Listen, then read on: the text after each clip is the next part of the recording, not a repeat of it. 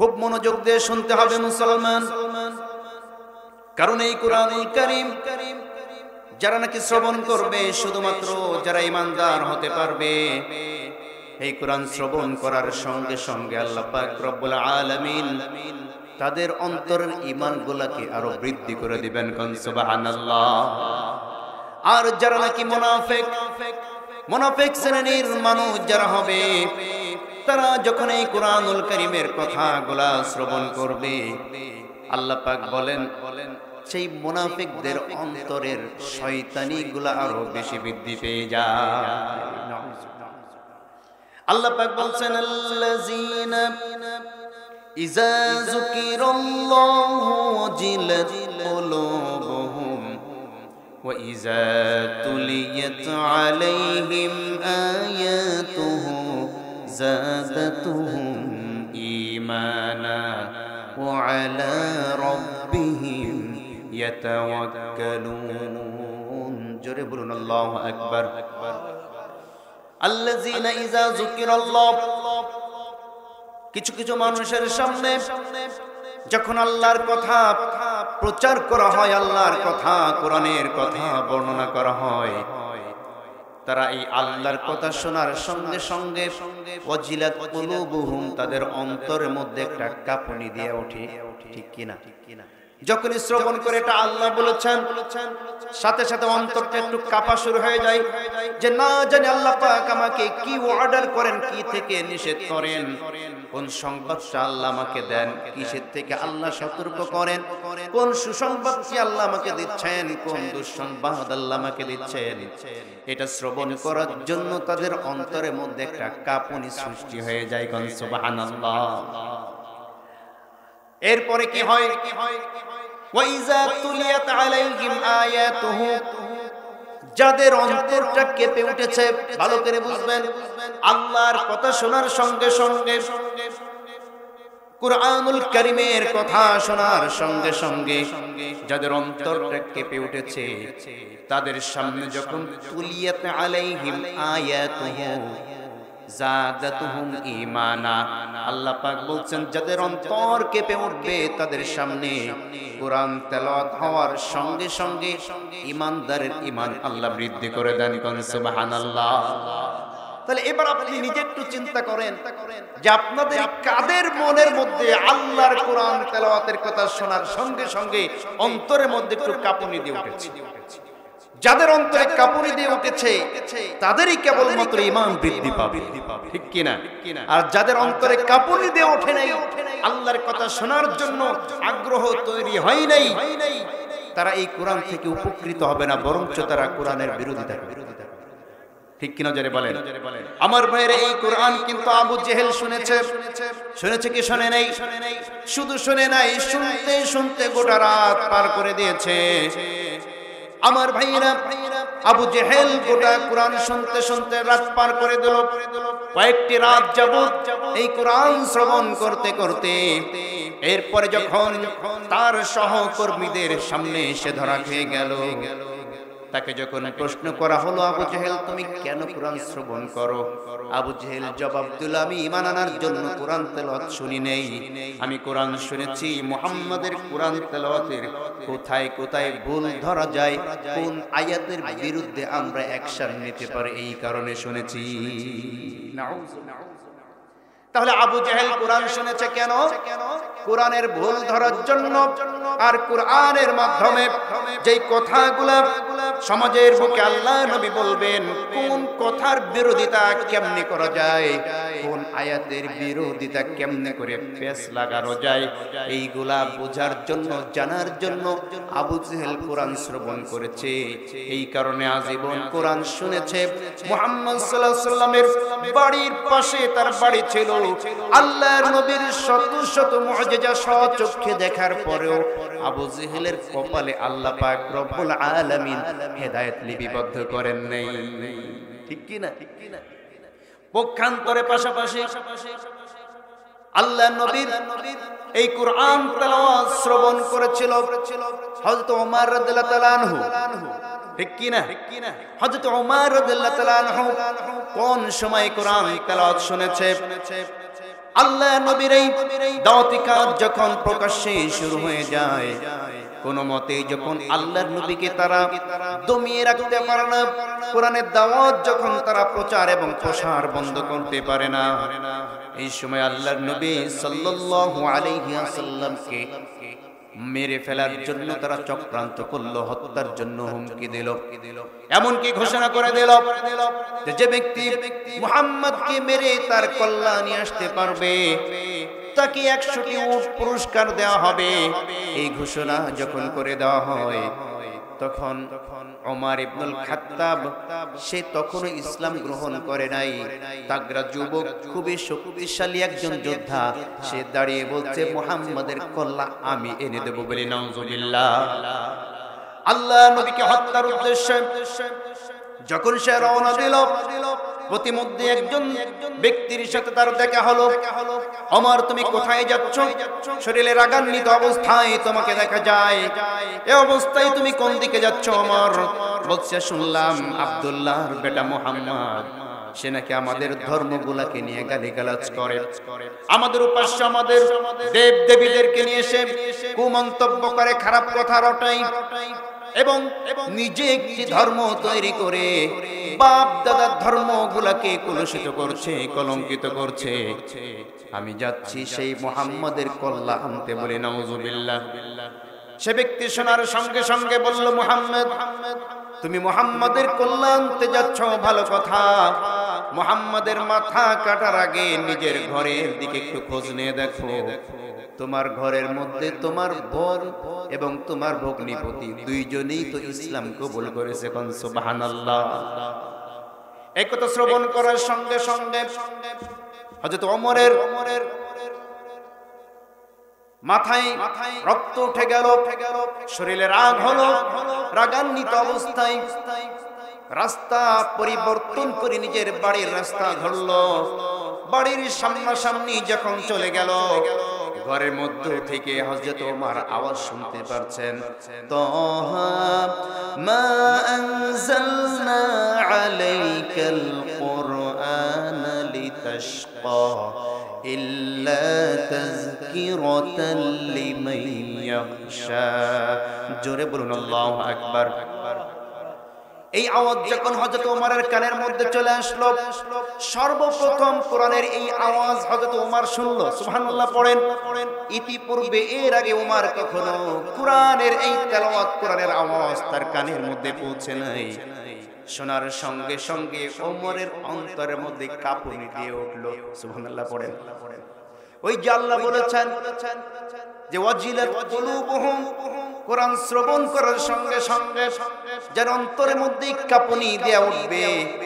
এরপরে ওয়াইজা তুলিয়াত আলাইহিম আয়াতুহু, কাঁপুনি হওয়ার পরে যত তেলাওয়াত শুনবে, জাদাতহুম ঈমানা, তত বেশি তার ঈমান আল্লাহ বৃদ্ধি করে দিবেন। কোন সুবহানাল্লাহ। অন্তরের মধ্যে কাঁপুনি দেয়া উঠল। কাঁপুনি দেওয়ার সঙ্গে সঙ্গে সে থমকে দাঁড়ালো। সে বলছে এটা আবার কেমন শব্দ, এটা আবার কেমন বাক্য? তাহা মা আনজালনা আলাইকাল কুরআন লিতাশকা। আল্লাহ বলছেন ও নবী, ও আমার শ্রেষ্ঠ নবী, তুমি শোনো, এই কোরআন তোমাকে নাজিল করা হয়েছে। কোরআন নাজিলের উদ্দেশ্য এই নয় যে আমি আল্লাহ তোমাকে কষ্ট দেব। আমি কষ্ট দেওয়ার জন্য এই কোরআন নাজিল করি নাই। আমি এই কোরআন নাজিল করেছি ইল্লা তাযকিরাতাল লিমান ইয়াখশা, যারা নাকি আমি আল্লাহকে ভয় পায় তাদের জন্য কোরআনকে উপদেশ সহকারে আমি নাজিল করেছি। কোন সুবহানাল্লাহ। আমার ভাইয়েরা, আমার বন্ধুগণ, এবার হযরত ওমর মনে মনে চিন্তা করছে যে এটা আবার কেমন কথা, কোত্থেকে নাজিল হলো এই কোরআন? সুবহানাল্লাহ পড়েন। আল্লাহ পাক সাথে সাথে পরের আয়াতে বলেছেন তানজিলাম মিম্মান খালাকাল আরদা ওয়াস সামাওয়াতিল উলা। জোরে বলুন আল্লাহু আকবার। তানজিলাম মিম্মান খালাকাল আরদা, এই কোরআন সেইখান থেকে নাজিল হয়েছে যিনি এই জমিন সৃষ্টি করেছেন, ওয়াস সামাওয়াতিল উলা, এবং সাত আসমান যে আল্লাহ নাজিল করেছেন সেই আল্লাহর তরফ থেকে কোরআন নাজিল হয়েছে। কোন সুবহানাল্লাহ। এবার হযরত ওমর রাদিয়াল্লাহু তাআলা মনে মনে চিন্তা করছেন ব্যাপারটা কি, যা চিন্তা করে তার জবাব পেয়ে যায়। সুবহানাল্লাহ পড়েন। এটা কেমন প্রভু, কেমন রব, তিনি জমিন সৃষ্টি করেছেন, তিনি আসমান সৃষ্টি করেছেন, এমন সৃষ্টিকর্তার নাম তো কখনো শুনি নাই। এই সৃষ্টিকর্তা থাকে কোথায়? সুবহানাল্লাহ পড়েন। সাথে সাথে পরের আয়াত আল্লাহ বলছেন আর রহমানু আলাল আরশিস তাওয়া লাহু মা ফিস সামাওয়াতি ওয়া মা ফিল আরদ ওয়া মা বাইনাহুমা ওয়া মা তাহতাস সারা। জোরে বলুন আল্লাহু আকবার। আল্লাহ পাক উত্তর দিচ্ছেন তিনি থাকেন আর রহমানু আলাল আরশিস তাওয়া। আল্লাহ পাক রব্বুল আলামিন আরশে আজিমের উপরে সমীচীন আছেন। লাহু মা ফিস সামাওয়াতি ওয়া মা ফিল আরদি ওয়া মা বাইনাহুমা ওয়া মা তাহতাস সারা। এবং সে আরশে আজিমের উপরে বসে আসমান এবং জমিন লৌহ কলম যা কিছু আছে সব কিছুকে ওইখানে বসেই তিনি নিয়ন্ত্রণ করছেন। কোন সুবহানাল্লাহ। হযরত ওমরের মনটা, হৃদয়টা পাথরের মতন, হৃদয়টা গলে গেল। কিন্তু প্রতিমধ্যেই মনে পড়ল যে আমি তো এখানে এই কোরআন শুনতে আসি নাই, আমি তো এসেছি যারা নাকি আমার ধর্মের বিরোধিতা করে তাদের বিরুদ্ধে অ্যাকশন নেওয়ার জন্য। এই সময় হযরত ওমর দরজা যখন কোরআন আল্লাহ ভিতর থেকে কোরআন তেলাওয়াতের আওয়াজ বন্ধ হয়ে গেল। আওয়াজ বন্ধ হয়ে গিয়ে বলছে, কে বলছে? আমি ওমর। শোনার সঙ্গে সঙ্গে যায়েদ বিন আরকাম ছিলেন ওই ঘরের মধ্যে। যায়েদ বিন আরকাম তাদেরকে কোরআন শোনাচ্ছিলেন, কোরআন শিখিয়ে দিচ্ছিলেন। যায়েদ বিন আরকাম পরের ঘরে গিয়ে পালিয়ে থাকলো। নিজের বোন এসে দরজা খুলেছে, ভগ্নিপতি পাশে দাঁড়িয়ে রয়েছে। এবার ওমর বলছে, কি পড়ছিলি আমাকে শোনা। এই এতক্ষণ কি পড়ছিলি, কিসের আওয়াজ শুনলাম, তাড়াতাড়ি আমাকে বলো। বলছে, তোমাকে বলা যাবে না। ওমর যখন রাগান্বিত হয়ে গেল, ধমকি দিতে লাগলো, শুনলাম তোরা নাকি মুহাম্মাদের কথা মতো আমাদের দেবদেবীদেরকে অস্বীকার করিস, আমাদের ধর্মকে তোরা গালিগালাজ করিস, আমরা যাদেরকে উপাসনা করি তাদেরকে তোরা হেয় প্রতিপন্ন করিস। এভাবে যখন বারবার নিজের বোনের উপরে চড়াও হতে লাগলো, যেই বোন জীবনে কখনো কোনোদিন ইতিপূর্বে হযরত ওমরের চোখের সামনে চোখ রেখে কথা বলার সাহস পায় নাই, সেই বোন হুঙ্কার দিয়া ভাইয়ের সামনে বলছে, হ্যাঁ তুমি শুনে রাখো, তুমি যা বলেছো সব সত্য কথা, আমরা ইসলাম কবুল করেছি, আমরা আমাদের পূর্বের ধর্মকে ত্যাগ করে দিয়েছি। কোন সুবহানাল্লাহ। এই কথা শোনার সঙ্গে সঙ্গে হযরত ওমর রাদিয়াল্লাহু তাআলা আনহু তার বোনকে এবং তার ভগ্নিপতিকে মারা শুরু করে দিল, প্রহার করা শুরু করে দিল। প্রহার করতে করতে নিজের বোনের মুখের থেকে যখন রক্ত বাহির হয়ে গেল, বোনের চেহারা দিকে তাকিয়ে অন্তরটা নরম হয়ে গেল। পাষাণ হৃদয় বড় ভাই ছোট বোনদের প্রতি তাদের কিন্তু আলাদা একটা মায়া মহব্বত থাকে, থাকে কি থাকে না? আলাদা একটা মহব্বত থাকে, আলাদা একটা মায়া থাকে। বোনের চেহারার দিকে যখন তাকালো, বোনের ঠোঁট কেটে রক্ত বাহির হওয়া অবস্থা দেখে ওমর ঠান্ডা হয়ে গেল। ঠান্ডা হওয়ার পরে বলছে যে আমি তো তোমাদেরকে মারধর করেছি, ভালো কথা, ঠিক আছে, কিন্তু তোমরা কি পড়ছিলা ওইটা আমাকে একটু শোনাও। কি কাগজ পড়ছিল এই কাগজটা একটু আমাকে দাও, আমি দেখবো। সুবহানাল্লাহ পড়েন। হযরত ওমরের বোন বলছে, তোমাকে দেখতে দেওয়া হবে না। কেন আমাকে দেখতে দিবা না? ওমরের বোন বলছে, তুমি হচ্ছে মুশরিক, আর আল্লাহ বলেছেন ইন্নামাল মুশরিকুনা নাজাস, নিশ্চয়ই মুশরিক যারা তারা হচ্ছে নাপাক। সুতরাং কোন নাপাক ব্যক্তির হাতে আমি কোরআনের এই কপি তুলে দিতে পারি না। এই কোরআনের কপি যদি তোমাকে দেখতে হয় তাহলে তোমাকে আগে পবিত্র হয়ে গোসল করে আসতে হবে। কোন সুবহানাল্লাহ। হযরত ওমরের মনটা ব্যাকুল হয়ে গেল, এই জিনিস আমাকে দেখতেই হবে। তিনি গোসল করে আসলেন, গোসল করে এসে এবার বোনকে বলছেন দে। বোন যখন তার হাতে এই কোরআনের চিরকুটটা দিয়ে দিল, সূরা তাহার এই মুসান্নাফটি তার হাতে যখন দিয়ে দিল, দেওয়ার সঙ্গে সঙ্গে হযরত ওমর তার পরের আয়াতগুলো যখন পড়লেন, পড়ার সঙ্গে সঙ্গে বলছে, এত সুন্দর কথা এটা তো কোনো মানুষের তৈরি হতে পারে না, এটা কোনো কবির কথা হতে পারে না, এটা অবশ্যই কোনো অলৌকিক কথা। এই কথা কোত্থেকে পেয়েছিস? তার কাছে আমাকে নিয়ে চল। সুবহানাল্লাহ। সঙ্গে সঙ্গে যায়েদ বিন আরকাম রাদিয়াল্লাহু তাআলা আনহু তিনি পাশের ঘর থেকে দৌড়ে বাইরে চলে আসলেন। এতক্ষণ কিন্তু ভয়ে লুকিয়েছিলেন, ঠিক কি না? কারণ ওমর কি নরম মানুষ না গরম মানুষ? আসতে বলবেন না, নরম না গরম? কেমন গরম খুব ভালো করে বুঝবেন। আল্লাহর নবী সাল্লাল্লাহু আলাইহি ওয়াসাল্লাম তার নিজের ঘরের মধ্যে বসে তার স্ত্রীদের সাথে তিনি যখন কথোপকথন করছিলেন, স্ত্রী একটা বিষয় নিয়ে আল্লাহর নবীর সাথে উচ্চ আওয়াজে উচ্চ স্বরে কথা বলছিলেন। এই উচ্চ আওয়াজে যখন কথা বলছিলেন, আল্লাহ নবীর কোনো কথা তারা শুনতে চাচ্ছিলেন না। হঠাৎ করে হযরত ওমর গিয়া আল্লাহ নবীর দরজায় কড়া নেড়ে বলছে, আসসালামু আলাইকা ইয়া রাসূলুল্লাহ। শোনার সঙ্গে সঙ্গে স্ত্রী যারা ছিল আল্লাহ রাসূলের সামনে থেকে দৌড় দিয়া তারা সব ভেতরে ঢুকে গেল। কোন সুবহানাল্লাহ। ওমর রাদিয়াল্লাহু তাআলা আনহু প্রবেশ করলেন। প্রবেশ করে হযরত ওমর বলছে, ও আল্লাহর নবীর স্ত্রীগণ, তার মধ্যে নিজের মেয়েও কিন্তু ছিলেন, ঠিক কি না? আল্লাহর নবীর মেয়ে আম্মা জান হাফসা রাদিয়াল্লাহু তাআলা আনহা তিনি কিন্তু হযরত ওমরের মেয়ে। সুবহানাল্লাহ পড়েন। এজন্য তিনি ঢুকে বলছেন, ও নবীর স্ত্রীগণ, তোমাদেরকে দেখলাম তোমরা আল্লাহর নবীর সামনে বাক বিতণ্ড করছো। আল্লাহ নবীর কথার চেয়ে তোমাদের কথার আওয়াজটা উচ্চ হয়ে গিয়েছে। কেন তোমরা এই কাজ করলে আর আমি ঢোকার সাথে সাথে কেন বন্ধ করলে? তখন স্ত্রীরা জবাব দেয়, ওমর, আমাদের নবী জনাবে মুহাম্মদ রাসূলুল্লাহ সাল্লাল্লাহু আলাইহি ওয়াসাল্লাম, তুমি ওমরের মতো এত কঠোর ব্যক্তি নন, তিনি তো নরম হৃদয়ের মানুষ, আর তুমি হচ্ছে এই মক্কা এই মদিনার সবচাইতে কঠোর মেজাজের মানুষ, ভয়ঙ্কর মানুষ। এই কারণে তোমার কথা শোনার সঙ্গে সঙ্গে আমরা এই ঘর থেকে পালিয়ে অন্য ঘরে চলে গিয়েছি। কোন সুবহানাল্লাহ। হযরত ওমর ডাক দিয়ে বলছেন, তোমরা তো ভুল কাজ করেছো। আমি ওমরকে যতটুকু তোমরা ভয় পাও, তার চাইতে বেশি ভয় পাওয়ার প্রয়োজন ছিল আল্লাহর নবীকে। ঠিক কিনা জোরে বলেন? আমার ভাইরা, সেই ওমর বলছে, সেই ওমর যখনই বলল আমাকে নিয়ে চলো, সেই ব্যক্তির কাছে যেখানে গেলে সফলতা অর্জন করেছেন।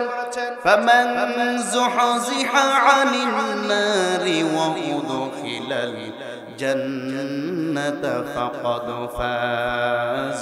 জোরে বলুন আল্লাহু আকবার। ফামান যুহযিহা আনিন নার, যাদেরকে আল্লাহ পাক রব্বুল আলামিন তাদের কাজের উপরে সন্তুষ্ট হয়ে, তাদের কর্ম দিকে সন্তুষ্ট হয়ে জাহান্নামের আগুন থেকে তাদেরকে মুক্ত করে দিয়া ওয়া উদখিলাল জান্নাহ, জান্নাতের মধ্যে প্রবেশ করিয়ে দিবেন। আল্লাহ বলেন ফাকাদ ফাজ, তারাই চূড়ান্ত সফলতা অর্জন করতে পেরেছে। কোন সুবহানাল্লাহ। আমার ভাইয়েরা, আমার বন্ধুগণ, আল্লাহ পাক সান্ত্বনা দিয়ে ওই সমস্ত সাহাবায়ে কেরামদেরকে বলছেন, যারা তোমাদেরকে টিটকারি করছে, তোমাদেরকে নিয়ে যারা কটাক্ষ করছে, তোমরা তাদেরকে জানায় দাও আমাদেরকে টিটকারি করে লাভ নাই, আমরা তো সফলতার দিকে হাঁটছি। ঠিক কিনা যারা বলেন? কোরআনের পথ হচ্ছে সফলতার পথ, ঠিক কিনা? যারা কোরআনের পথে হাঁটে তারা সফলতার পথে হাঁটে। যারা কোরআন প্রতিষ্ঠিত করার পথে হাঁটে তারাই সফলতার পথে হাঁটে। যারা ইসলামী আন্দোলনের পথে হাঁটে তারাই সফলতার পথে হাঁটে। আর যারা এর বিরোধিতা করে তারা বিফলতার দিকে হাঁটে। কথা বলেন ঠিক কিনা? আল্লাহ বলেন, ওই সমস্ত ঈমানদারগণ, মুমিনগণ, তারাই সফল কাম হয়ে গিয়েছে। এক নম্বর, আল্লাযীনা হুম ফি সালাতিহিম খাশিউন, যারা নাকি তাদের নামাজের ব্যাপারে যত্নবান হতে পেরেছে। কোন সুবহানাল্লাহ। আমার ভাইরা, যখনই নামাজের কথা আসলো, সালাতের কথা আসলো, যে নামাজের ব্যাপারে যারা যত্নবান হতে পেরেছে, যারা তাদের নামাজকে সুন্দরভাবে নামাজকে তারা পড়তে পেরেছে, খুশি এবং হুজুর সাথে, নিয়মানুবর্তিতার সাথে, অনুগ্রহের সাথে, অনুগত্যের সাথে যারা নামাজ প্রতিষ্ঠিত করতে পেরেছে, তারা সফল কাম হয়ে গিয়েছে। কোন সুবহানাল্লাহ। নামাজের এই আয়াত যখন নাজিল হলো, একজন দরিদ্র সাহাবা আল্লাহ নবীর পিছনে 5 ওয়াক্ত নামাজ পড়তেন, কিন্তু অন্যান্য সাহাবায়ে কেরাম তারা লক্ষ্য করে দেখলেন যে এই সাহাবা সকলের পিছনে দেরি করে মসজিদের মধ্যে প্রবেশ করে, নামাজে দাঁড়িয়ে যায়, সকলের শেষে মসজিদে আসে। আর আল্লাহর নবী সালাম ফিরাবার সঙ্গে সঙ্গে 1 মিনিট দেরি করে না, সাথে সাথে বাড়ির দিকে চলে যায়। এই অবস্থা যখন সে ব্যক্তি শুরু করে দিল, শুরু করে দেওয়ার সঙ্গে সঙ্গে অন্যান্য সাহাবায়ে কেরাম যারা ছিলেন তারা বললেন যে তুমি যেভাবে এই সাহাবী যেভাবে নামাজ পড়ছে সকলের শেষে আছে আর সকলের আগে যায়, এইটা তো মুনাফিকদের নামাজ। নাউজুবিল্লাহ পড়েন। আসলেই কিন্তু মুনাফিকদের নামাজ হতে এটা যে তারা নামাজের প্রতি বেশি গুরুত্বশীল নয়, নামাজ নিয়ে তারা উদাসীন থাকে, ঠিক কি না?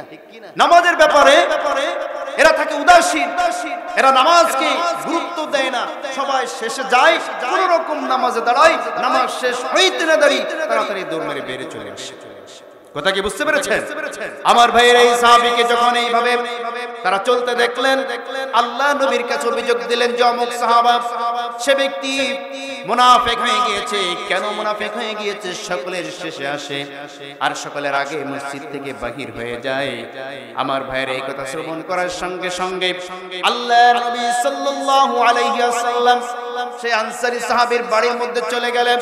বাড়ির পিছন থেকে কি বাড়ির সামনে গিয়া দরজার সামনে গিয়ে দরজা নক করে সালাম দিলেন, আসসালামু আলাইকুম। ভেতর থেকে কোনো আওয়াজ আসলো না। দ্বিতীয়বার আবারও সালাম দিলেন, আসসালামু আলাইকুম। ভেতর থেকে কোনো আওয়াজ আসলো না। তৃতীয়বার আবারও সালাম দিলেন, আসসালামু আলাইকুম। ভেতর থেকে কোনো আওয়াজ আসে নাই। আল্লাহ নবী পিছন ফিরে চলে যাচ্ছিলেন। আমার ভাইরা, কোন ব্যক্তি মুসলমান যারা হবে এটা আমাদের শিখে রাখতে হবে। এক মুসলমান যখন আর এক মুসলমানের বাড়িতে যাবে, বাড়িতে প্রবেশ করার আগে মুসলমানের কাজ হচ্ছে আগে সালাম দিতে হবে। কি করতে হবে? আগে সালাম দিতে হবে। সালাম দেওয়ার পরে ভেতর থেকে যদি অনুমতি দেওয়া হয় এরপরে সে ভেতরে প্রবেশ করবে। কিন্তু আমাদের সমাজের এমনও মানুষ আছে সালাম নাই, কালাম নাই, ক নাই, বাতরা নাই, খুব হাট করে আরেকজনের বাড়ির মধ্যে ঢুকে পড়ে, ঠিক কি না? কিন্তু আল্লাহ পাক রব্বুল আলামিন বলেন যে যখন এক মুসলমান আর এক মুসলমানের ঘরের মধ্যে প্রবেশ করতে হবে, ফাসাল্লিম আলাইহিম, তোমরা তখন তাদেরকে সালাম দাও। সালাম দেওয়ার পরে ভেতর থেকে অনুমতি দিলে তোমরা প্রবেশ করো। এটা সূরাতুন নূরের মধ্যে আছে। কোন সূরা? সূরা নূরের মধ্যে আছে। আমার ভাইয়েরা, আল্লাহ নবী তিনবার সালাম দেওয়ার পরে ভেতর থেকে যখন কোনো জবাব তিনি পেলেন না, তিনি চলে যাচ্ছিলেন। বেশ কিছু দূর যাওয়ার সঙ্গে সঙ্গে ওই আনসারী সাহাবা পিছন থেকে দৌড় মেরে এসে আল্লাহ নবীর সামনে এসে বলছেন, ইয়া রাসূলুল্লাহি, ইয়া হাবিবাল্লাহি, বেয়াদবি মাফ করবেন, আপনি আমার বাড়ির সামনে গিয়েছেন, আপনি এখন সালাম দিচ্ছিলেন, আমি ভেতরেই ছিলাম কিন্তু জবাব দিতে পারি নাই। তার কারণ হচ্ছে আপনি যেদিন থেকে নামাজের বিষয়ে আমাদেরকে যত্নবান হতে বলেছেন, নামাজের গুরুত্ব সম্বন্ধে যখন আমরা জেনেছি যে ইসলামের মধ্যে যত প্রকার ইবাদত আছে সবচাইতে সুন্দর এবং উত্তম আমলের নাম হচ্ছে নামাজ, ঠিক কি না? নামাজ ছেড়ে দেওয়া যাবে না। যারা নাকি নামাজ ছেড়ে দেয় তারা আল্লাহর সাথে কুফরি করে, ঠিক কি না? যারা বলেন, এইজন্য নামাজ ছেড়ে দেওয়া যাবে না। আর যত বেশি সমাজের বুকে মানুষ নামাজি হবে, ওই সমাজ থেকে অন্যায় এবং অশ্লীলতা দূর হবে কি হবে না? আসতে বলবেন না, দূর হবে কি হবে না? যত বেশি নামাজি সমাজের বুকে হবে, যুবকরা যত বেশি নামাজি হবে, মুরব্বী বাবাজিগণ যত বেশি নামাজি হবে, ওই সমাজ থেকে অন্যায়, অশ্লীলতা, বেহায়াপনা এমনিতে দূর হয়ে যাবে। সুবহানাল্লাহ। আল্লাহ পাক বলেন, উতলু মা উহিয়া ইলাইকা মিনাল কিতাবি ওয়া আকিমিস সালাহ ইন্নাস সালাতা তানহা আনিল ফাহশাই ওয়াল মুনকার। জোরে বলুন আল্লাহু আকবার। ও নবী, তুমি শুনে রাখো, উতলু মা উহিয়া ইলাইকা মিনাল কিতাব, তুমি আমার বান্দাদেরকে আগে কোরআনের আয়াতগুলোকে তেলাওয়াত করো, আগে বান্দাদেরকে নামাজ শিখাও, কোরআন শিখাও, নামাজের মাসলা মাসাইলগুলো আগে বান্দাদেরকে তুমি শিখায় দাও। শিখানোর পরে ওয়াকিমিস সালাহ, শিখানোর পরে নামাজ প্রতিষ্ঠিত করো। নিশ্চয়ই ইন্নাস সালাতা তানহা আনিল ফাহশাই ওয়াল মুনকার, নামাজ মানুষদেরকে অশ্লীলতা থেকে, পাপাচার থেকে নামাজ মানুষকে বাঁচায় দেয়। কোন সুবহানাল্লাহ। কিন্তু আমাদের সমাজে আমরা দেখি অনেকে নামাজও পড়ে আবার পাপের কাজও করে, ঠিক কিনা? যারা বলেন, নামাজে আবার সুদ খায়, আছে না নাই? নামাজি আবার ঘুষ খায়, আছে না নাই? কিছুদিন আগে একজন নামাজিকে আমরা দেখেছি ঘুষের টাকা নিচ্ছে আর বলছে ঘুষের টাকা গুনে নেওয়া সুন্নাত। ঘুষের টাকা গুনে নেওয়া সুন্নাত। কত বড় আল্লাহর কথা, কি বুঝতে পেরেছেন? কিন্তু আল্লাহ পাক নিজে বলেছেন যে নামাজ মানুষকে অন্যায় থেকে বাঁচিয়ে রাখবে। কিন্তু আমরা দেখি নামাজি, এমনকি মসজিদের সভাপতি সেও সুদ খায়।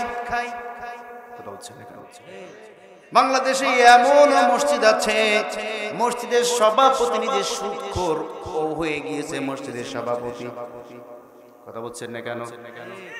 এমন সভাপতি যে মসজিদে আসে, ওই মসজিদের ইমাম সহ, মসজিদের অন্যান্য কমিটি মেম্বার সহ, মসজিদের এলাকাবাসী যারা আছে, মুসল্লি যারা আছে, সকলকে আল্লাহর দরবারে জবাব দেওয়া লাগবে। যে তুমি চাহলে দরকার হলে একজন 5 ওয়াক্ত নামাজি দিন মজুরকে সভাপতি বানাবে, একটা সুদখোরকে কেন সভাপতি বানাবে? বলে হুজুর টাকার জন্য। কিসের জন্য? টাকার জন্য। ওই সুদখোর হইলে কি হয়েছে? মসজিদে প্রত্যেক মাসে 50,000 টাকা দান করে। কথা বলছেন না? টাকা নেওয়ার জন্য সুদখোরকে সভাপতি বানিয়ে দিয়েছ। মসজিদকে চাকচিক্য করার জন্য সুদখোরকে সভাপতি বানিয়েছো। এই কারণেই তো ওই টাইসের উপরে সেজদা দিলে সেজদা কবুল হয় না, অন্যায় ছাড়তে পারো না। কথা হচ্ছে না কেন? আমার ভাইরা, মসজিদ নির্মাণ কাজে কোন সুদখোরের টাকা আপনি জেনে শুনে নিতে পারবেন না, কোন জালিমের টাকা আপনি জেনে শুনে নিতে পারবেন না, কোন অন্যায়কারীর টাকা আপনি জেনে শুনে, কোন হারাম টাকা মসজিদের কোন কাজে আপনি লাগাইতে পারবেন না। তাহলে আপনি মক্কার মুশরিকদের চাইতেও নিকৃষ্ট হয়ে যাবেন, বলে নাউজুবিল্লাহ। আপনারা জানেন মক্কার কাফের এবং মুশরিকরা আব্দুল মুত্তালিবের নেতৃত্বে যখন তারা কাবা ঘর পুনর্নির্মাণ করছিলেন, এই কাবা ঘর পুনর্নির্মাণ করার জন্য যখন তারা সকলের অর্থ এবং টাকা পয়সা এক জায়গায় করছিলেন, আব্দুল মুত্তালিব ঘোষণা দিয়েছিল আল্লাহর ঘর নির্মাণ করব। আল্লাহর ঘর নির্মাণ করতে গিয়া আমরা কোনো হারাম টাকা মসজিদের মধ্যে ঢুকাবো না। সুবহানাল্লাহ। আমরা হালাল টাকা যা আছে, হালাল টাকা দিয়ে আমরা আল্লাহর ঘর নির্মাণ করব। তোমাদের যা অর্থ আছে, হালাল যে অর্থ আছে, সেই অর্থ তোমরা এখানে দেবা। আচ্ছা বলেন তো, হালালের পয়সা বেশি থাকে না হারামের পয়সা বেশি থাকে? হারামের পয়সা বেশি থাকে, ঠিক কি না? কিন্তু তারা যখন ঘোষণা দিয়ে দিল যে আমরা আল্লাহর ঘর তৈরি করব, এই ঘর নির্মাণে কোনো হারাম উপার্জন আমরা নিব না, তখন তারা টাকা যা একত্রিত করলো, হিসাব করে দেখা যায় যারা কাবায় গিয়েছেন বা বর্তমানে যারা শুনেছেন, কাবার বাগির একটা জায়গা রাখা আছে, ওই জায়গার নাম কাবায় হাতিম। জায়গার নাম কি? হাতিমে কাবা। এই হাতিমে কাবা এটাও কিন্তু কাবার ভেতরের অন্তর্ভুক্ত। কিন্তু তারা হিসাব করে দেখলো যে তাদের যে অর্থ আছে, যে সম্পদ উঠেছে, হালাল পয়সার সম্পদ দিয়া এই কাবা ঘর যদি নির্মাণ করা হয়, তাহলে ওই হাতিমটাকে বাইরে রেখে নির্মাণ করতে হবে। পূর্ণ হাতিম সহকারে নির্মাণ করতে হলে টাকাই হবে না। এই কারণে তারা একটা সিদ্ধান্ত উপনীত হলো যে আমরা হালাল টাকা দিয়েই এই আল্লাহর ঘর কাবা নির্মাণ করব। হাতিমটাকে আমরা বাইরে রেখে দিব, এরপরেও হালাল টাকা ছাড়া হারাম টাকা দিয়ে আমরা কাবা নির্মাণ করব না। সুবহানাল্লাহ। এখনো পর্যন্ত যারা মক্কায় গিয়েছে জিজ্ঞাসা করে দেখবেন, হাতিমে কাবা এখনো ছোট্ট উঁচা করে একটা বেষ্টনী দেওয়া আছে, ওখানে দেওয়া আছে যে এটা হাতিমে কাবা, ওইটাও কাবার অংশ। তাওয়াফ যখন করতে হয় ওইটা সহকারে তাওয়াফ করতে হয়। কথা কি বুঝতে পেরেছেন? খুব ভালো করে বুঝবেন মুসলমানেরা, আমরা মসজিদ নির্মাণ করার কাজে, নামাজের জন্য, নামাজ প্রতিষ্ঠিত করার জন্য, যেই নামাজের মাধ্যমে, যেই সিজদার মাধ্যমে বান্দার সাথে আল্লাহর সম্পর্ক তৈরি হয়, সেই সিজদা কবুল হবে না ততক্ষণ পর্যন্ত যতক্ষণ পর্যন্ত সুদখোর, ঘুষখোর, হারাম করতে টাকা দিয়া মসজিদ নির্মাণ হবে, মসজিদের সভাপতি হবে সুদখোর, ততদিন পর্যন্ত সমাজ থেকে অন্যায় দূর হবে না। কথা বলেন ঠিক কিনা? আপনাকে কে বলেছে মসজিদ টাইলস করতে? কে বলেছে মসজিদ পাঁচতলা বানাইতে? অনেক জায়গায় এমন আছে মসজিদ টাইলস হয়, বাথরুমে টাইলস দেয় বিদেশি টাইলস, ইমামের বেতন 5 মাস বাকি। কথা বলছেন না কেন? ইমামকে বেতন দেয় 3000 টাকা, 5000 টাকা। কথা বলছেন না কেন? অথচ মসজিদ নির্মাণ করতে গিয়ে এরা খুব একেবারে আমি দেব 5 লক্ষ টাকা, আমি দেব 1 লক্ষ টাকা টাইস, ছাদের যত রড আছে সব আমি করে দেব, ইমামের বেতন দেওয়ার সময় 20 টাকাটাও দিতে চায়। কথা বলছেন না কেন?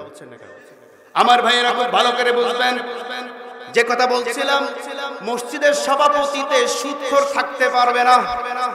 কথা বলছেন যদি আপনারা রাখেন, ইমাম সহকারে কমিটির সকলকে আল্লাহর দরবারে জবাব দিতে হবে। ওই মসজিদে যত মুসল্লি নামাজ পড়ে সকলকে আল্লাহর দরবারে জবাব দিতে হবে যে একজন হালাল উপার্জনকারী ব্যক্তি কি তোমাদের সমাজে ছিল না? ঠিক কিনা জোরে বলেন। এখন কি আপনাদের খারাপ লাগতেছে? হ্যাঁ, সুদখোর যারা এদের খারাপ লাগবে। কথা বুঝেন নাই? কারা কারা সুদ খানের মধ্যে আত্মসু করে? হ্যাঁ, কেউ খান না? মাশাআল্লাহ, আল্লাহ কবুল। একজন পাওয়া গেছে। আল্লাহ পাক রব্বুল আলামিন ওনাকে সুদের এই জাহান্নামের আযাব থেকে, এই সুদ যারা খায় এরা পৃথিবীতেও আযাব ভোগ করে, সুদের এই আযাব থেকে আল্লাহ তাকে হেফাজত করুন বলেন আমিন। আমার ভাইয়েরা, আমার বন্ধুগণ, যে কথা বলছিলাম, মসজিদের সভাপতি, মসজিদের সেক্রেটারি, মসজিদের মুতাওয়াল্লিকার হবে, এই ঘোষণা আল্লাহ কোরআনে দিয়েছেন কি দেন নাই? আসতে বলবেন না, দিয়েছেন কি দেন নাই? একটুখানি বলবো, কষ্ট কি হবে?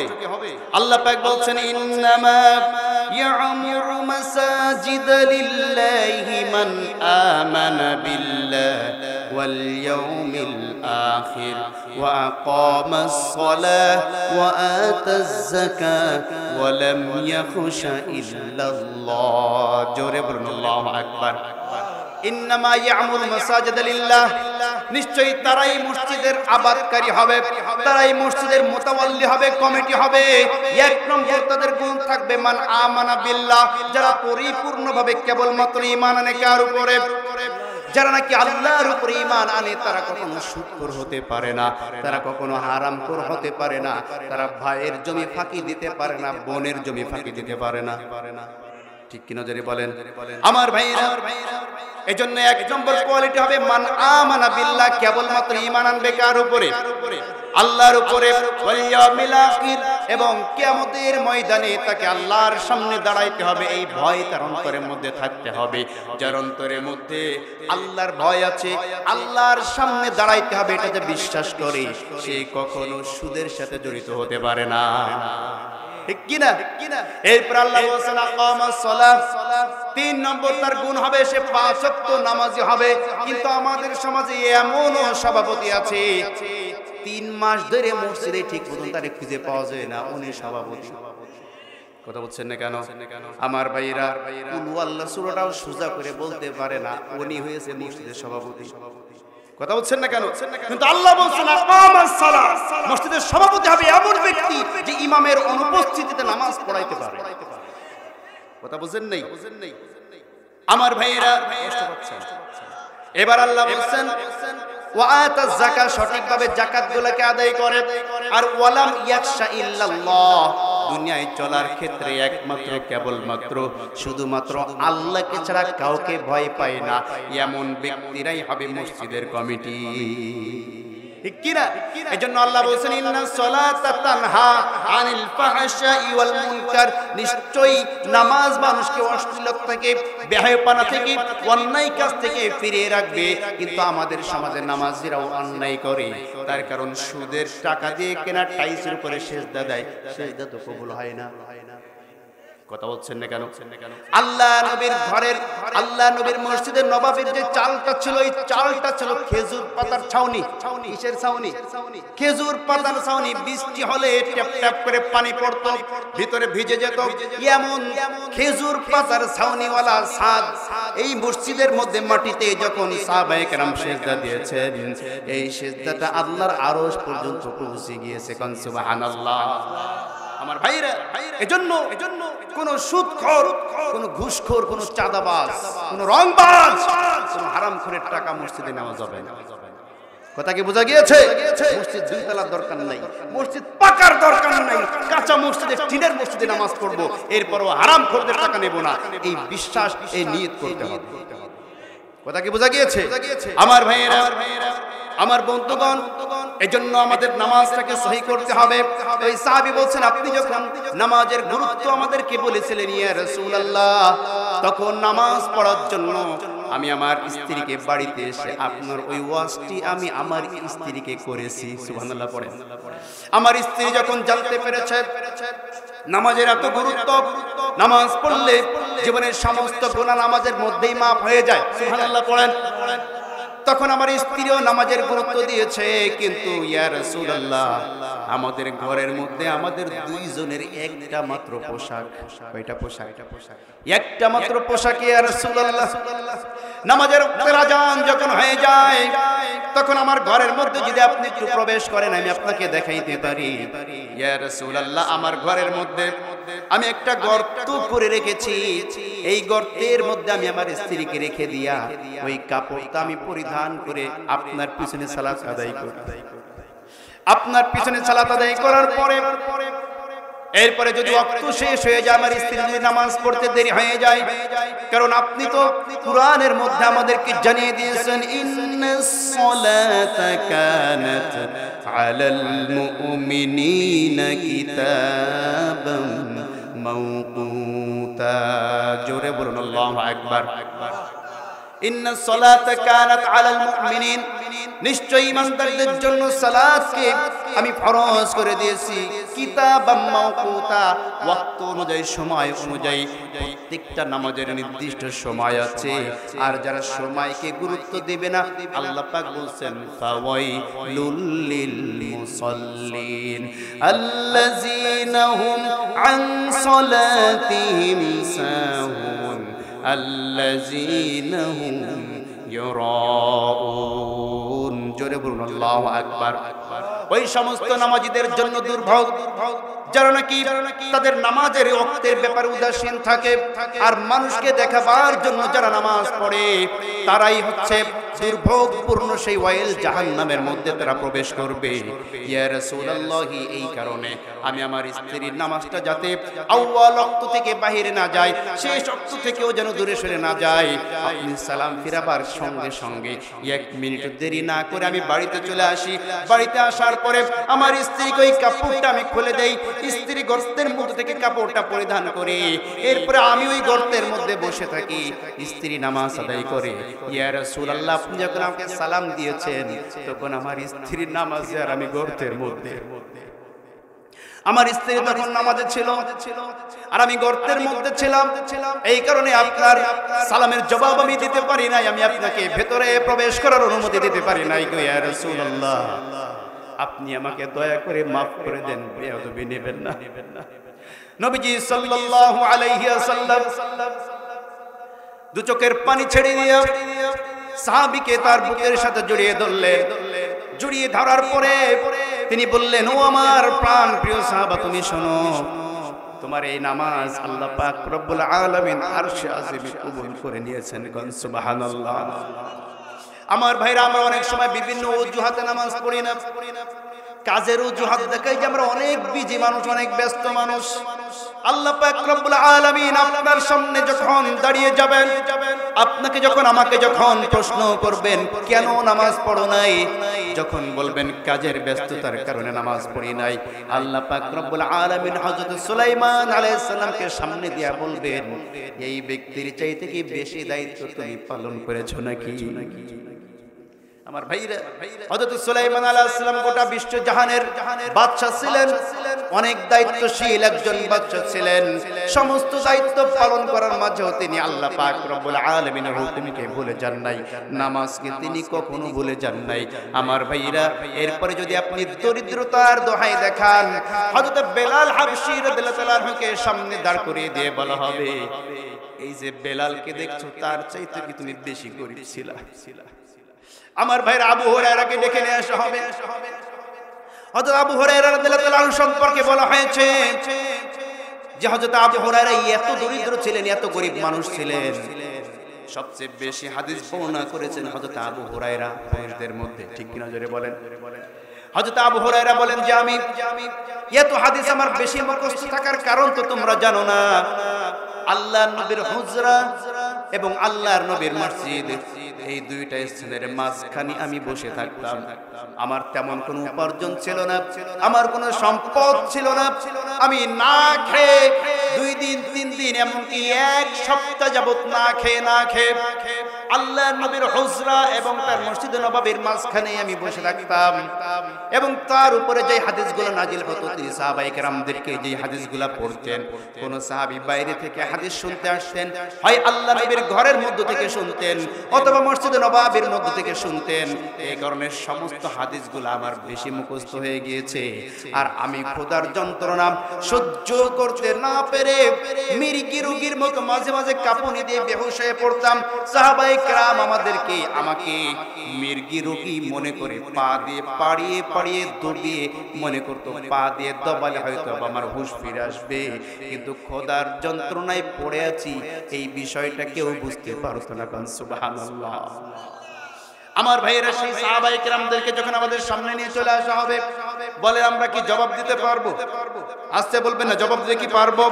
এজন্য আমাদেরকে সঠিকভাবে নামাজের প্রতি গুরুত্ব দিতে হবে। এরপর আল্লাহ পাক বলছেন, ওয়াল্লাযীনা হুম আনিল লাগবি মুরিদুন ওয়াল্লাযীনা হুম লিয-যাকাতি ফাইলুন। জোরে বলুন আল্লাহু আকবার। সফল মুমিনদের আরেকটা বৈশিষ্ট্য হচ্ছে, তাদের কাজ হচ্ছে ওয়াল্লাযীনা হুম আনিল লাগবি মুরিদুন। তারা কখনো অসার কোনো বাক্য ব্যবহার করে না, বিনা প্রয়োজনে তারা কোনো কথা বলে না, বিনা প্রয়োজনে গল্প গুজব করে তারা সময় কাটায় না। আমাদের মধ্যে এই স্বভাবটা আছে না নাই? আসতে বলবেন না, আছে না নাই? ভরি আছে এই স্বভাবটা। কাজ নাই কর্ম নাই, বসে বসে যদি আল্লাহ আল্লাহ জিকির করতাম, একটু কোরআন নিয়ে গবেষণা করতাম, তাহলে এই সময়টা আমার কাজে লাগতো। কিন্তু বসে বসে চায়ের দোকানে হোক, মাঠে হোক, বাজারে হোক, বাড়িতে হোক, কারো আঙিনায় হোক, বসে বসে খালি কে কি করেছে, কার বউ কি করেছে, কার মেয়ে কি করেছে, কার মা কি করেছে, সমাজে কার কি অসুবিধা, কার কি সুবিধা, এই সমস্ত বিষয় নিয়ে যখন আলাপ করি, তখন 2-3টা কথার মাঝখানে একটা করে গালি দেই। কথা বলছেন না কেন? 2-1টা কথার মাঝখানে ভালো কথা বললেও গালি দিয়ে বলে কি বলে না?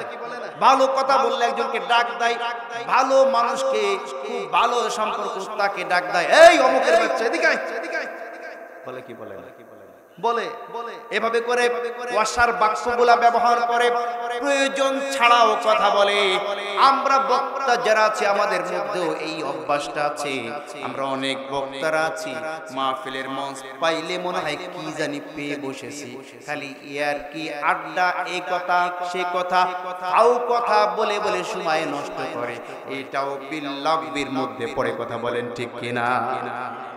মাহফিলের মঞ্চ পেয়েছো তুমি মঞ্চটাকে হাসি রহস্যের জায়গা বানিয়ে নিয়েছো, তুমি ঠাট্টা তামাশার স্থান বানিয়ে নিয়েছো।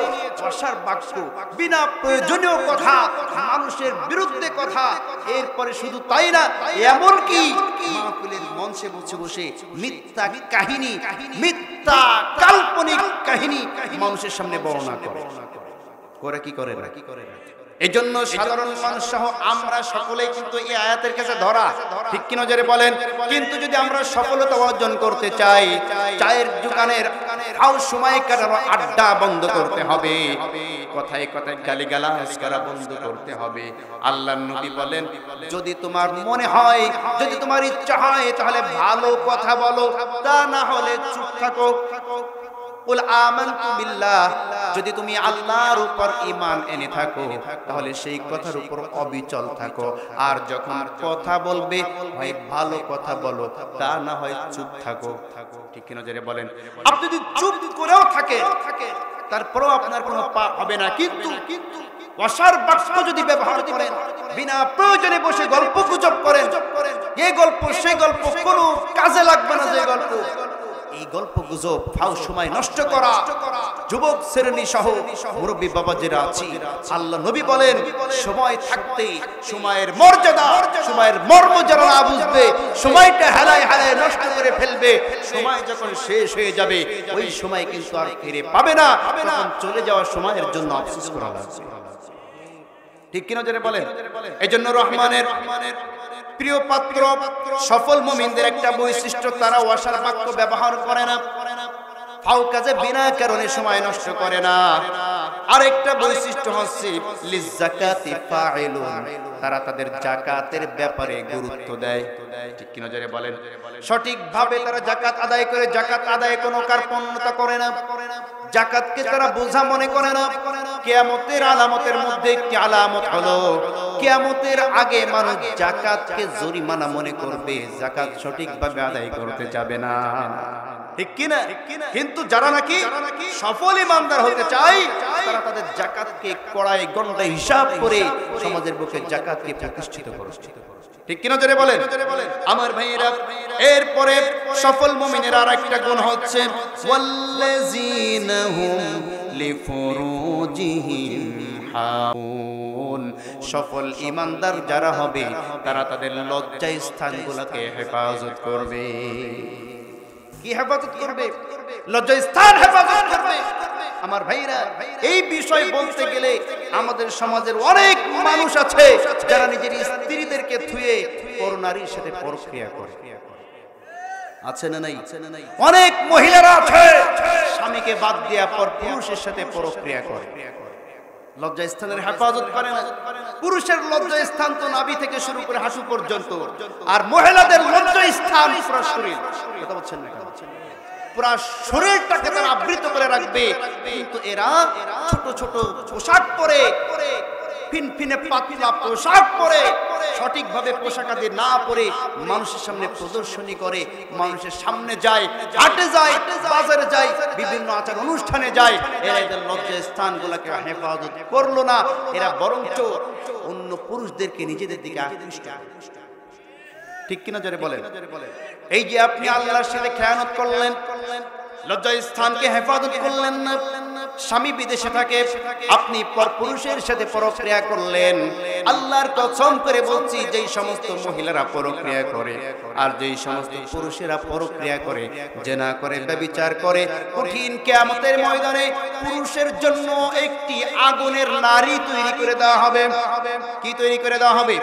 পুরুষের জন্য আগুনের একটি নারী তৈরি করে দেওয়া হবে। এরপরে অর্ডার করা হবে, এই নারীর সাথে তুমি দুনিয়ার বুকে যেমনি ভাবে জেনা করেছো, ব্যভিচার করেছো, এখন এই আগুনের নারীর সাথে তোমাকে ব্যভিচার করতে হবে। এই পুরুষটি তখন ওই আগুনের নারীকে দেখে দৌড়ায় পালাইতে যাবে, পিছন থেকে আগুনের নারী তাকে দৌড়াইতে দৌড়াইতে ধরে ফেলবে। ধরার পরে এবার ওই আগুনের নারী ওই পুরুষের সাথে জোর করে তার সাথে ব্যবহার করবে। আমার ভাইরা একটুখানি চিন্তা করেন, একটুখানি কল্পনা করেন, জাহান্নামের আগুনকে আল্লাহ পাক রব্বুল আলামিন বলেছেন নারুন হামিয়া, এবং এই আগুনের গরম সম্পর্কে বলা হয়েছে সানাউল্লাহ পানিপতি রাহমাতুল্লাহি আলাইহি তাফসীরে মাযহারির মধ্যে লেখেন যে জাহান্নামের আগুনের গরম এত উত্তপ্ত, এত গরম, যার এক ফোঁটা আগুন যদি গোটা পৃথিবীর যত পাহাড় আছে, যত পর্বত আছে, সমস্ত পর্বতরে একত্রিত করে এই এক ফোঁটা জাহান্নামের আগুন যদি দিয়ে দেওয়া হতো, গোটা পাহাড়গুলা মোমের মতন গলে শেষ হয়ে যেত। বলে নাউজুবিল্লাহ। এক ফোঁটা আগুনের তীব্র তাপ যদি এত হয়, তাহলে গোটা একটা আস্ত মানুষ আগুনের তৈরি, সেই মানুষের গায়ের তাপ কত হবে? একটু কি চিন্তা করেছেন? সেই মানুষ ওই পুরুষকে জোর করে ধরে তার সাথে মেলামেশা করবে। চিন্তা করেন যে অবস্থাটা কি হবে, উপলব্ধিটা কেমন হবে আমার ভাইরা। এরপরে যে নারীরা নিজের স্বামীকে বাদ দিয়া পর পুরুষের সাথে ব্যভিচার করে, পরক্রিয়া করে, এই নারীর জন্য আগুনের একজন পুরুষ তৈরি করে দেওয়া হবে। আগুনের পুরুষ যখন তার সামনে তৈরি হয়ে যাবে, এই পুরুষ তখন ওই নারীর সাথে সহবাস করার জন্য নারীর কাছাকাছি যখন আসতে যাবে, নারী তখন এই আগুনের পুরুষ দেখে দৌড়ে পালাইতে যাবে। এরপরে আগুনের পুরুষটা ওই নারীকে জোর করে ধরে তার সাথে মেলামেশা করবে। মেলামেশা করার ফলে ওই নারীর পেটের মধ্যে আল্লাহ পাক রব্বুল আলামিন একটা আগুনের সন্তান তৈরি করে দিবে। বলি নাউজুবিল্লাহ। মারা বোনের যারা শুনছেন, বিশেষ করে যেই সমস্ত মায়ের, যেই সমস্ত বোনের স্বামীরা বিদেশে থাকে, তারা কান খাড়া করে শুনে রাখেন। খুব ভালো করে বুঝবেন, যখন একটা অগ্নি মানব আগুনের মানুষ আপনার সাথে মেলামেশা করবে এবং এই মেলামেশার ফলে আপনার গর্ভের মধ্যে আগুনের টুকরা একটা সন্তান জন্ম নেবে। পৃথিবীর বুকে আপনারা যখন স্বামী স্ত্রী মেলামেশা করেন, গর্ভে যখন সন্তান আসে, মানুষের সন্তান, মানুষ যখন গর্ভে আসে, এই সন্তান যদি একটু খোঁচা মারে, একটু লাথি মারে, আপনি কষ্ট সহ্য করতে পারেন না, বেহুঁশ হয়ে পড়েন। ঠিক কিনা জোরে বলেন, জোরে জোরে চিৎকার করেন। অনেক মা বোনেরা আছে কষ্ট সহ্য না করতে পেরে বলে যে একটা ঔষধ নিয়ে এসো, আমি খেয়ে এই বাচ্চাটিকে নষ্ট করে ফেলি। যন্ত্রণা এত তীব্র হয়ে যায়, সহ্য করতে পারে না। মা বোনের একটু কল্পনা করুন, যদি আগুনের বাচ্চাটা আপনার পেটের মধ্যে চলে আসে, অবস্থাটা কেমন হবে? আমার ভাইয়েরা, গর্ভে একটা আগুনের বাচ্চা তৈরি হয়ে যাবে এবং এই বাচ্চা এই অবস্থা হওয়ার সঙ্গে সঙ্গে গোটা শরীর পুড়ে ঝলসিয়ে যাবে, কিন্তু দেহর মতোই থাকবে, ভেতরে যন্ত্রণা সৃষ্টি হয়ে যাবে। এবার সে এই সন্তানকে প্রসাব করার জন্য, সন্তান ডেলিভারি করার জন্য কত দৌড়াদৌড়ি করবে, কিন্তু এই সন্তান ডেলিভারি হবে না। আমার ভাইরা, আমাদের সমাজে তো সন্তান ডেলিভারি করার জন্য সিজারের ব্যবস্থা আছে না নাই? এই সিজারিয়ান ব্যবস্থা সম্পূর্ণরূপে একটা ভাওতাবাজি ব্যবস্থা, সম্পূর্ণরূপে একটা ভাওতাবাজি, নারীদেরকে ধ্বংস করার এবং মুসলমানদের সন্তান যাতে কম হয় সেই একটা সুকৌশল এবং চক্রান্তের মাধ্যমে সিজার আমাদের বাংলাদেশে এসেছে। কথা কি বুঝতে পেরেছেন? একটা হইলে ভালো হয়, দুইটার বেশি নয়, একটা হইলে ভালো হয়, মোটে না হইলে আরো ভালো। কথা বলছেন না কেন? দুইটার বেশি নয়, একটা হইলে ভালো হয়, মোটে না হইলে আরো বেশি ভালো হয়। যারা এই ফর্মুলা আপনাদেরকে দিচ্ছে, সেই পশ্চিমারা গিয়ে দেখেন, তারা ঘোষণা করে দিয়েছে যেই নারীর যত বেশি সন্তান হবে সেই নারীকে তত বেশি পুরস্কার দেওয়া হবে। জানেন আপনারা? এমনকি তাদের স্বামী যদি অক্ষম হয় সন্তান জন্ম দিতে, তাদেরকে অর্ডার করে দেওয়া হয়েছে, ওপেন করে দেওয়া হয়েছে, যার সাথে খুশি তার সাথে মেলামেশা করে সন্তান জন্ম দিতে হবে। একটা সন্তানের বিনিময়ে এত বিলিয়ন ডলার তাদেরকে পুরস্কার দেওয়া হয়। আর তারা আমাদেরকে কয় দুইটার বেশি নয়, একটি হলে ভালো হয়, হইলে আরো ভালো। এই সিস্টেম চালু করার জন্য সিজারিয়ান ব্যবস্থা চালু করা হয়েছে। সিজার যেই মায়ের করা হয়, ডাক্তার কয়ে দেয়, এরপরে আপনি সন্তান নিতে পারবেন। কথা বলছেন না কেন? সুকৌশলে মুসলমানদের জনসংখ্যা কমানোর জন্য তারা এই ব্যবস্থা করেছে। আল্লাহ মাঝে মাঝে দেখায়, তোরা আমার মুসলমানদেরকে, মুসলমান সম্পদ নষ্ট করার জন্য, মুসলমানদের সন্তান কমানোর জন্য চক্রান্ত করিস, আমি মাঝে মাঝে একসাথে 4টা থেকে 5টা পর্যন্ত বাচ্চা দান করি। কথা বলছেন না কেন? দেখছেন না আপনারা? একসাথে 2টা 3টা 4টা 5টা পর্যন্ত হয় কি হয় না? আমার ভাইয়েরা, আমার বন্ধুগণ, এজন্য খুব ভালো করে বুঝতে হবে, যারা নাকি প্রক্রিয়া করে ওই সমস্ত নারীদের গর্ভের মধ্যে আগুনের বাচ্চা তৈরি হয়ে যাবে এবং এই বাচ্চা ডেলিভারি করার জন্য চিৎকার করতে করতে জাহান্নামের এই মাথা থেকে ওই মাথা দৌড়াদৌড়ি করবে, কিন্তু এই বাচ্চা ডেলিভারি হবে না, আজীবন এই যন্ত্রণা নিয়ে কিয়ামতের ময়দান পর্যন্ত দৌড়াইবে। বলে নাউজুবিল্লাহ। আমার ভাইয়ের জন্য কোন পুরুষ আমরা যাতে কোনো ব্যভিচারের মধ্যে লিপ্ত না হই, জিনার মধ্যে লিপ্ত না হই, আর মহিলারা যারা আছে তারাও যাতে কোনো জিনা ব্যভিচারের মধ্যে লিপ্ত না হন। যদি ইতিপূর্বে কেউ হয়ে থাকেন, এখনই বসে তওবা করতে হবে। ঠিক কিনা জোরে বলেন?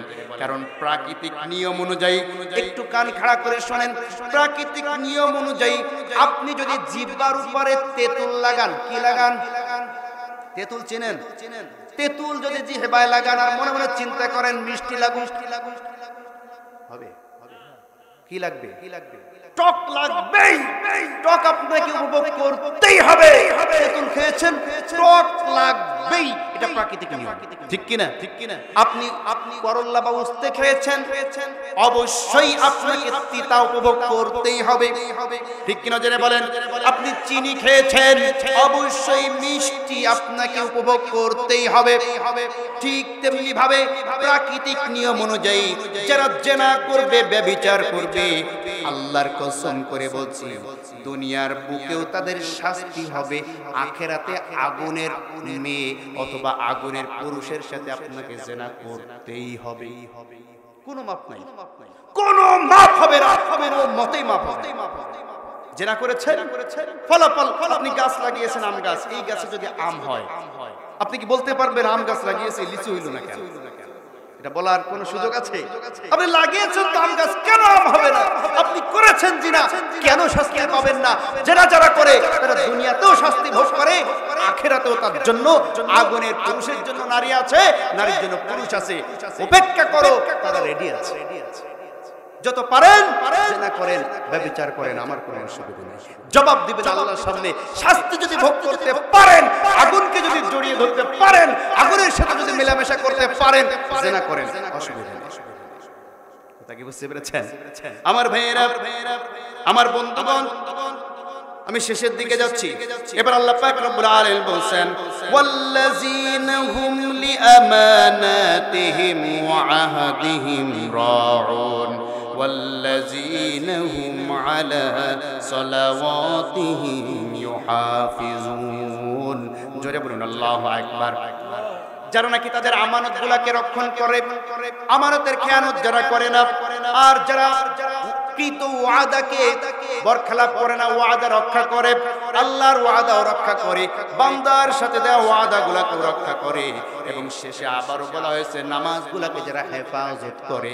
আল্লাহ বলছেন এই গুণগুলো যাদের মধ্যে থাকবে, উলাইকা হুমুল ওয়ারিসুনাল্লাযীনা ইয়ারিসুনাল ফিরদাউসা হুম ফিহা খালিদুন। জোরে বলুন আল্লাহু আকবার। এই গুণগুলা 10টি গুণ যাদের মনের মধ্যে, যারা অন্তর দিয়া, দেহ দিয়া, যারা তাদের প্রাকৃতিক জীবনে এই 10টি গুণ যারা ধারণ করতে পারবে, তারাই হবে জান্নাতুল ফেরদাউসের অধিকারী, এবং আজীবন তারা জান্নাতের মধ্যে বসবাস করবে। সুবহানাল্লাহ।